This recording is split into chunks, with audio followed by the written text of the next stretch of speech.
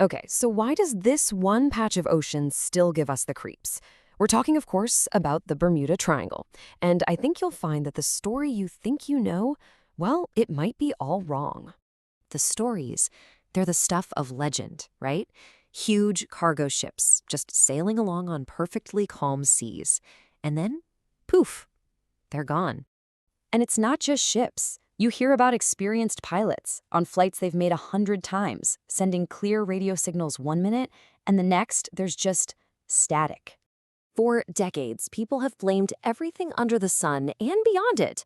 Aliens, time warps, you name it. And all it's left us with is this deep-seated fear and a ton of unanswered questions. But what if the answers aren't out there in some sci-fi movie? What if they're based in science fact and they've been hiding in plain sight this whole time? Let's peel back the layers of this thing together. All right, to get to the truth, we first have to really unpack the myth. And you might be kind of surprised to find out just how new this whole legend actually is.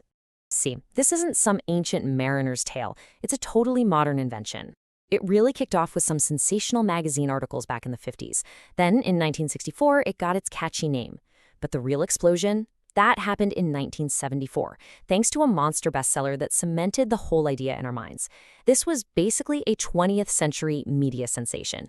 So if it's not some paranormal vortex sucking things out of our dimension, what is actually going on in this part of the ocean? Well, it turns out nature itself is way more powerful and, frankly, way stranger than any fiction. First up, you've got the Gulf Stream. Now, this thing is one of the most powerful currents on the entire planet, and it runs right smack through the triangle. The best way to think about it is like a massive, super fast river flowing right inside the ocean. This current is so strong it can literally sweep away any evidence of a shipwreck in just a few hours. But that's not all. Its warm water is like rocket fuel for storms, which means it can create these sudden, incredibly violent weather systems that turn a beautiful, calm day into an absolute nightmare in minutes. And then there's this theory, which sounds a little wild, but it's totally plausible from a scientific standpoint: methane gas eruptions. Just imagine the seafloor suddenly burping up this enormous bubble of gas. For a ship floating right above it, the water would instantly lose its density. It'd be like trying to float in foam. That ship wouldn't just sink, it would drop like a rock, probably before anyone could even get out a distress call. And hey, if all that wasn't enough to deal with, you've got rogue waves. For years, sailors thought they were a myth, but we now know for a fact these single, massive walls of water are very, very real. And yeah, they can absolutely swallow even the biggest ship's hull. But, beyond all the awesome and terrifying power of nature, there's another factor that's way more common in these incidents, and that, of course, is the human element. So, on one side, you have all the wild, sensational theories, and on the other, you have the, stark reality of what's in the actual incident reports.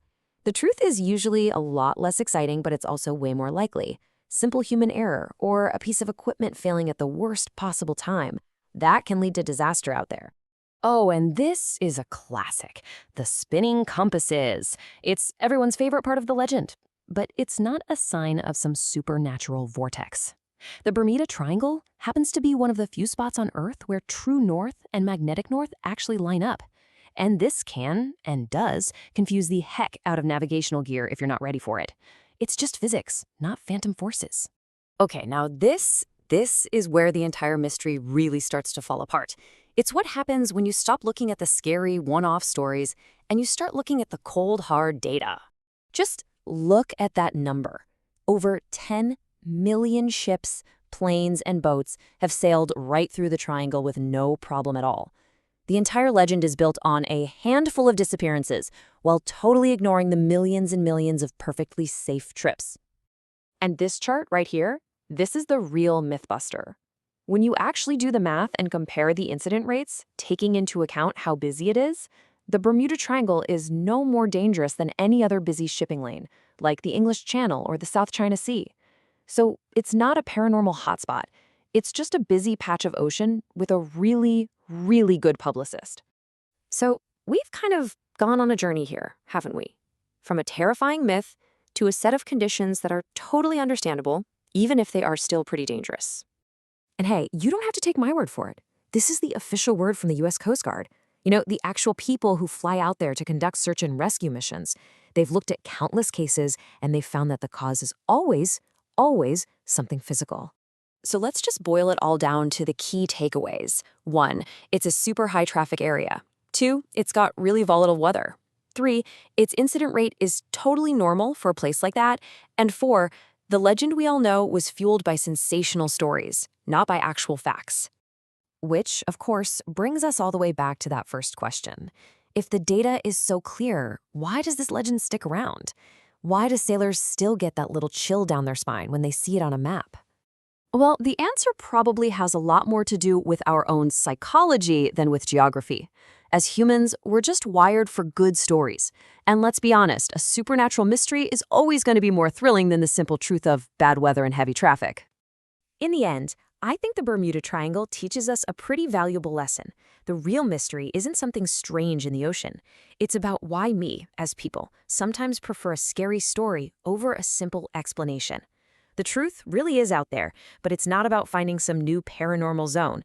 It's about seeing the world we already have with fresh, scientific eyes.